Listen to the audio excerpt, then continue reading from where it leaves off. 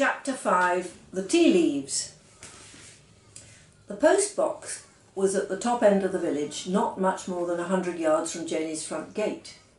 It was, in fact, set into the low garden wall of Mrs Garrow's cottage, and Janie sometimes wondered how the old lady posted any letters she might write. Did she come out into the lane and post them from the front like everyone else, or did she stay inside her garden and stretch over the wall, then feel for the opening in the box and post them, so to speak, upside down? No, she wouldn't be tall enough, would she? One day she found the answer. "Take this letter up to the post for me, Janie, will you please?" her mother had said, and Janie set off, the letter in one hand, the lead in the other, the collar around Henry's invisible neck. She was approaching the post box when she saw Mrs Garrow come out of her front door, also carrying a letter, and walk across her little bit of lawn to a spot directly behind the bright red box. "She'll never be able to do it, she's too short," Janie thought. But then Mrs Garrow seemed suddenly to rise higher, and she leaned right over the top of the wall and posted her letter. Straightening up, she saw Janie and let out a burst of quacking laughter. "Quack, quack, quack, quack. Bet you thought I wasn't tall enough to do that," she said. "And I wouldn't be if it weren't for these." And Janie could see that the old lady was standing on top of a little pair of wooden steps positioned behind the wall. "I always enjoy doing that, Janie," Mrs Garrow said, "especially as I always feel somehow that the post box is mine, seeing as it's set in my wall." "Oh," said Janie, "is it all right if I post my letter in it?"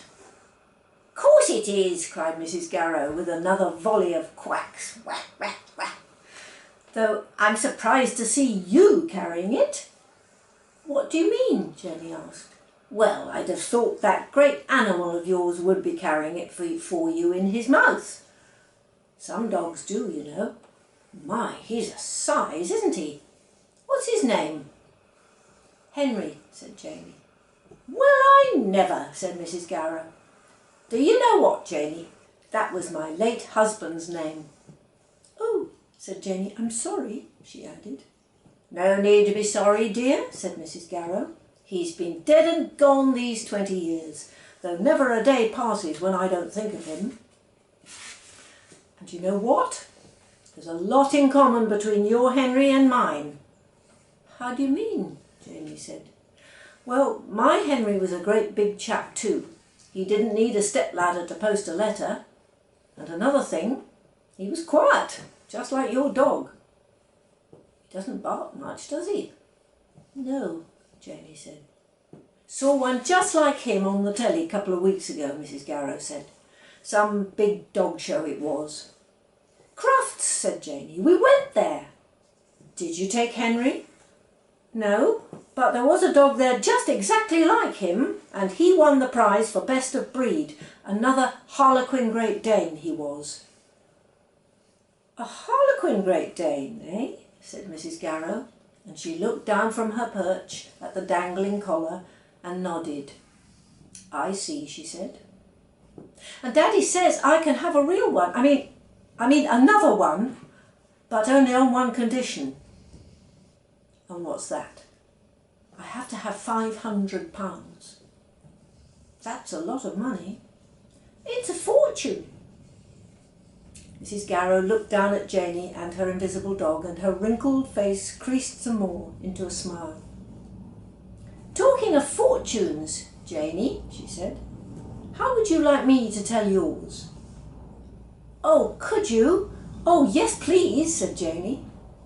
"Come in and have a cup of tea, then."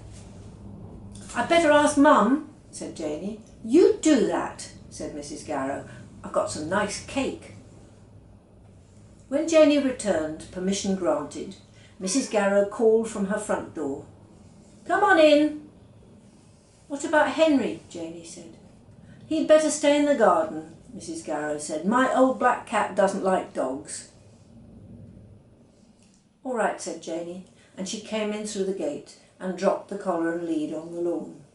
"Down, Henry," she said, and Stay. Now, said Mrs Garrow when they'd drunk their tea, let's have a look in your cup. For a long moment she studied the tea leaves in the bottom of the cup very carefully. Then she said, Janie, I think you're going to be lucky.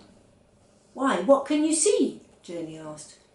Look, said Mrs Garrow, handing the cup back. Janie looked in, but all she could see was a scatter of black tea leaves at the bottom of the white cup. I can't see anything, she said. You've got to know what you're looking for, said Mrs Garrow.